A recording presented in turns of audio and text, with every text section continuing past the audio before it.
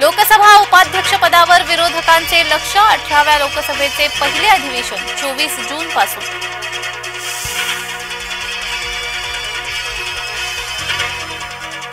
रविवारी MST-CETचा निकाल संध्याकाळी 6 वाजता निकाल जाहीर होणार।